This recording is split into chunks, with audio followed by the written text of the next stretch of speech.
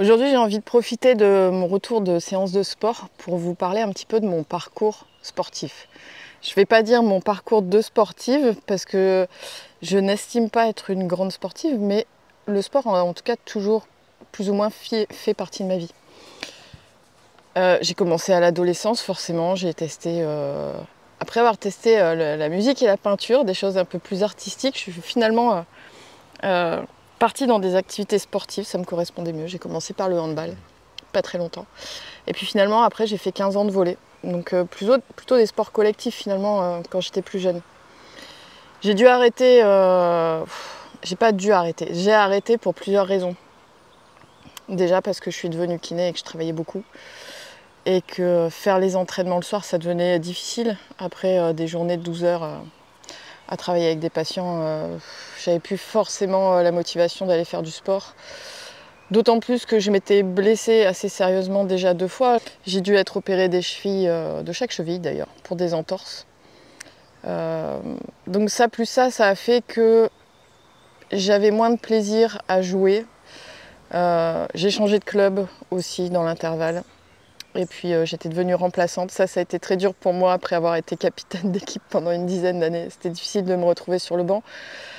D'autant plus difficile que ça a mobilisé mon samedi ou mon dimanche, en tout cas en partie les week-ends, et que comme je travaillais beaucoup, enfin bref, ça ne me correspondait plus. Donc j'ai arrêté le sport pendant plusieurs années à ce moment-là, au moins pendant une dizaine d'années je pense, mais vraiment complètement.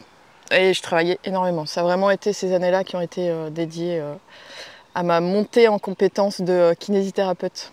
Et puis en plus, en parallèle, je faisais la formation d'ostéopathe. Donc vraiment, je ne pouvais plus tout faire en même temps. Et j'ai sorti le sport de l'équation de ma vie.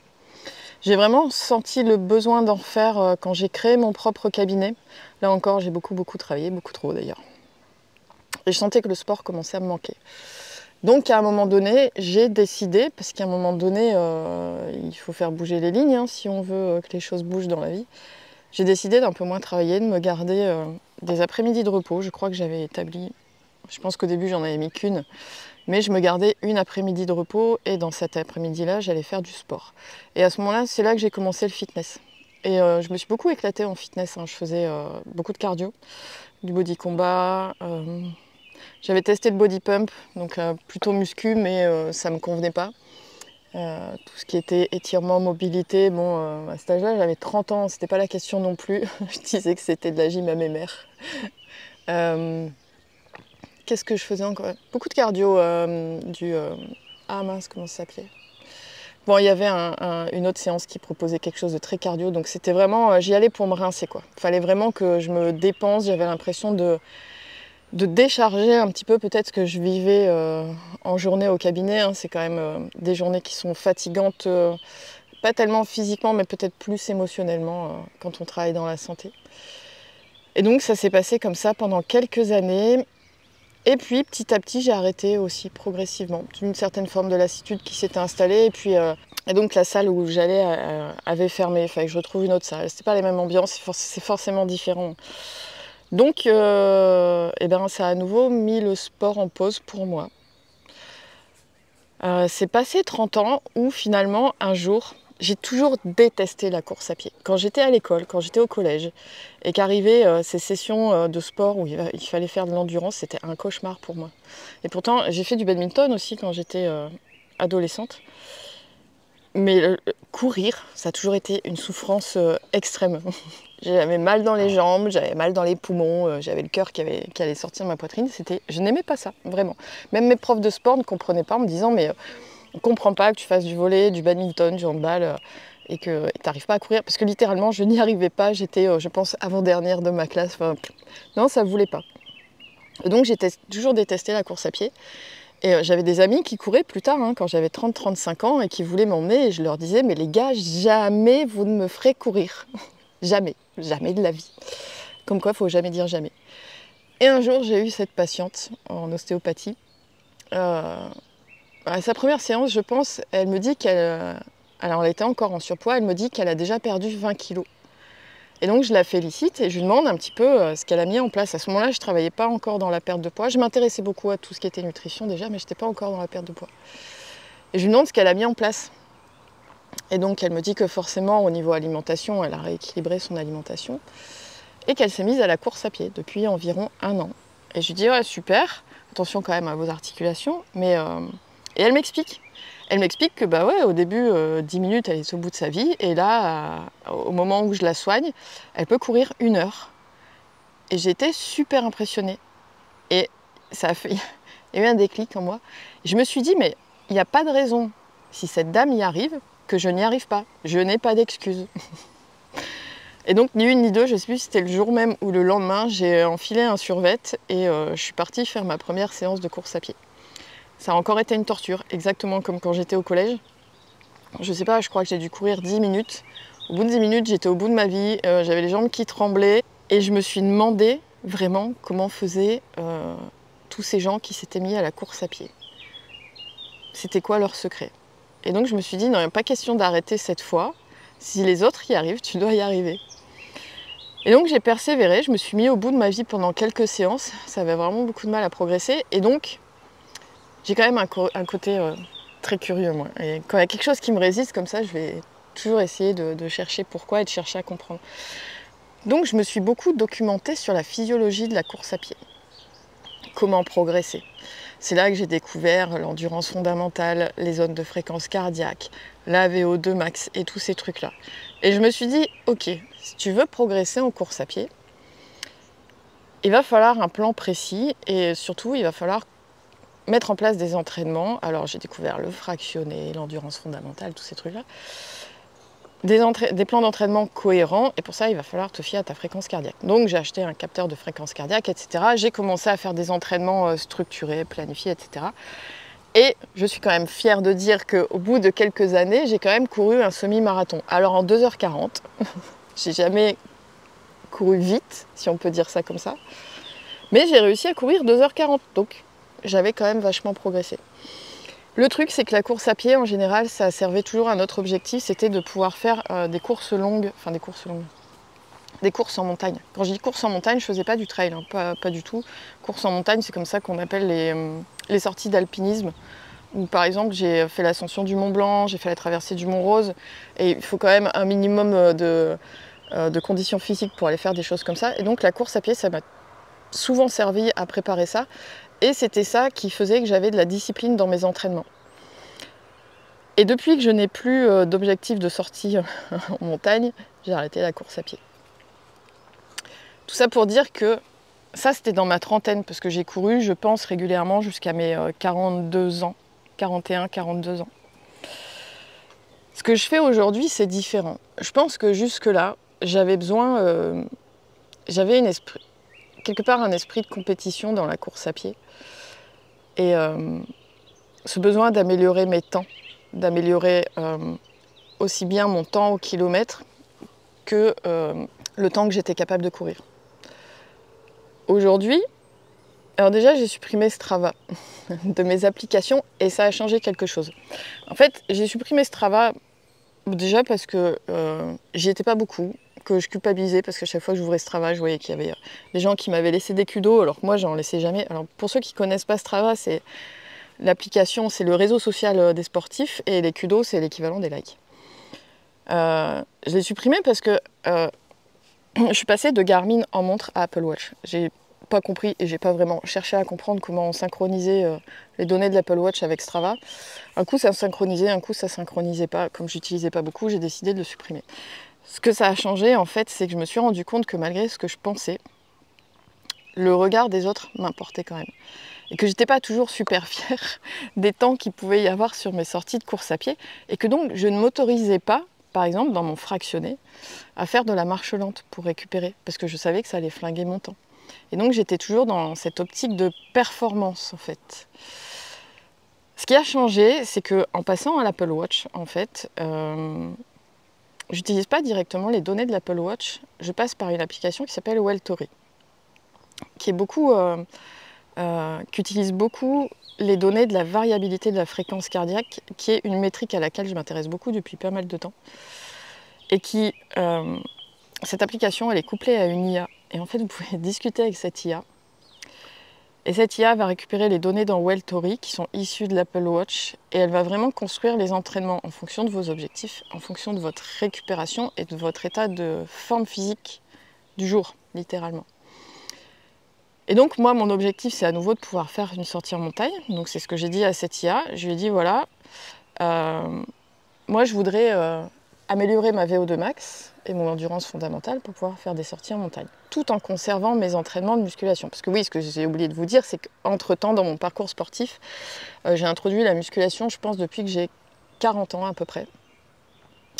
J'en ai fait à la maison, maintenant je vais en salle, c'est vraiment... peu importe l'un ou l'autre, je sais qu'en ce moment, pour moi, c'est plus facile d'aller en salle, ça me motive plus. Il y a eu un moment, ça m'a plus motivé de le faire chez moi. Il n'y a pas l'un qui est mieux que l'autre pour moi. Mais en tout cas, je souhaite quand même conserver ces entraînements de musculation parce que c'est hyper important chez la femme qui arrive dans cette période un petit peu de préménopause, périménopause, où on sait que, enfin, après 40 ans, on a quand même une perte de masse musculaire et le muscle, c'est quand même l'organe de la longévité. Et moi, j'ai l'intention de vieillir en bonne santé. Donc, hyper important pour moi de garder ces entraînements de musculation. Tout ça pour en revenir à cette IA qui donc me construit mes entraînements en fonction de ces différents objectifs-là. Donc là, à peu près par semaine, je fais maintenant 2 entraînements de muscu et 2 entraînements plus orientés cardio. Et puis un entraînement qui est dédié à la mobilité. Et puis il y a des jours de repos. Hein. Je ne vais pas rentrer dans le détail, mais le repos en pratique sportive, c'est aussi important que l'entraînement en lui-même. Bon, ce qui a changé, c'est que pour tout ce qui est cardio, je ne fais plus de course à pied, en tout cas plus comme avant. J'ai appris à travailler mon endurance fondamentale vraiment en fonction de mes zones de fréquence cardiaque. Sans avoir ce truc en arrière-plan qui dit « Ah ouais, mais là, si tu cours pas, tu vas faire une mauvaise perf, ça va se voir sur Strava. » C'est que maintenant, en fait, mon endurance fondamentale, je la travaille en marche rapide. Parce que je sais, avec ces données, que mon endurance fondamentale à moi, je précise parce que c'est fonction de beaucoup de critères, c'est fonction de l'âge, de la fréquence cardiaque de repos, etc. Donc moi, actuellement, je crois que cette zone à laquelle je dois travailler mon endurance fondamentale, c'est entre 117, je crois, et 134 pulsations par minute. Donc peu importe la vitesse à laquelle je suis, que ce soit en marche ou en course, mon objectif, c'est d'être dans cette plage de battement-là. Et donc, j'ai plus d'entraînement qui est hyper difficile. Parce que quand on fait du fractionné, par exemple, moi j'avais des exercices de fractionné où je faisais plusieurs sessions de 800 mètres, par exemple, où je devais courir en 6 minutes 30. Moi, je cours beaucoup en extérieur. Je déteste courir sur tapis. Je trouve ça chiant au possible. Et en extérieur, le truc, c'est qu'on ne maîtrise pas toujours le dénivelé. Vous pouvez vous faire un parcours qui est relativement plat, mais vous ne maîtrisez ni le dénivelé, ni la qualité du terrain. Et donc, quand vous tombez dans cette session de 800 mètres et qu'il y a une côte, bah, c'est encore plus dur. Alors que là, mon objectif, c'est juste de rester sur une certaine plage de fréquence cardiaque. Donc, si ça monte, bah, juste je ralentis. Mon objectif, il est sur la fréquence cardiaque. Donc, j'ai plus de sorties pénibles à ce niveau-là. Et j'ai une deuxième séance dans la semaine cardio qui est là fractionnée. Et là, c'est pareil, je vais vraiment viser une certaine fréquence cardiaque, là qui sera plus élevée. Et puis je fais du 1 minute maintenant. Pour l'instant, je ne refais pas de 800 mètres. Donc je les ai composés comme ça. Et tous les soirs, et tous les matins aussi d'ailleurs, je demande à cette IA de me faire un petit check-up en fonction des données de ma variabilité de fréquence cardiaque pour savoir si j'ai bien récupéré, si je dois faire un jour de repos, notamment après le fractionné. Il ne faut pas oublier que le fractionné, pour celles qui font des hits notamment, le fractionné c'est quelque chose qui est quand même assez challengeant pour le corps et qui demande de la récup derrière. Si vous n'observez pas une bonne récup derrière une séance de fractionné, ça va être contre-productif en fait. Vous n'allez pas avoir les bénéfices de cette séance, vous n'allez pas construire une endurance plus solide ou du muscle renforcé si derrière vous n'observez pas cette période de repos qui sert à construire en fait. Donc voilà, finalement ce que je voulais vous raconter à travers tout ça, c'était qu'il n'y a pas une seule façon de pratiquer du sport. Déjà il y a différents sports et j'aime bien dire que le meilleur sport c'est celui qu'on aime ou celui qui vous permet d'accéder à certains objectifs. Comme moi la course à pied, ça me servait pour mes sorties en montagne et c'est toujours le cas. Mais je pense qu'on a différents besoins aux différentes périodes de la vie. Moi je pense que quand j'étais adolescente, j'avais besoin d'un sport co pour justement ce plaisir du jeu collectif. Et puis le volley, le handball, c'est quelque chose de ludique. Après, j'ai certainement eu ce besoin de me confronter à moi-même. C'est pour ça que j'ai pratiqué la course à pied. Et puis, je sentais vraiment que dans la trentaine, j'avais besoin quelque part comme de défier mon corps, de voir jusqu'où je pouvais le pousser. J'avais besoin qu'il se dépense. Maintenant, là aujourd'hui, quand je fais la vidéo, j'ai bientôt 46 ans. J'ai pas cette impression d'avoir besoin de dépenser de l'énergie. Je suis quand même plus souvent dans le fait d'essayer justement de la préserver ou d'en regagner que d'en dépenser. Et c'est pour ça aussi que j'ai fait évoluer mes entraînements. Et j'ai maintenant des entraînements qui respectent plus, qui sont plus en adéquation, je pense, avec ma physiologie du moment. Qui respectent mon corps, qui respectent mon état de fatigue, s'il y en a, et certainement qui sont plus optimisés pour mon âge. Et à un moment donné, il faut bien regarder la vérité en face. À 46 ans, moi je le sens en tout cas, je n'ai plus la même énergie qu'à 30 ans. Ça sert à rien de se dire que c'est pas vrai. Faut pas se voiler la face. Une dernière chose aussi. Sachez que ces entraînements en zone 2, là, ces entraînements en zone qu'on appelle d'endurance fondamentale, je n'ai pas pensé à le dire, mais c'est aussi la zone de fréquence cardiaque sur laquelle on va utiliser la filière lipidique pour aller puiser de l'énergie, c'est-à-dire que c'est dans cette zone-là qu'on va brûler du gras. Donc là, j'étais plutôt, moi, dans un optique de développer mon endurance fondamentale, mais c'est aussi dans cette zone-là que vous allez brûler du gras. Et c'est pour ça que la marche, ça peut être très efficace pour brûler du gras, à condition d'avoir une marche, en général, qui soit rapide, hein, qui soit assez soutenue. C'est la balade du dimanche, ça ne va pas suffire quand même.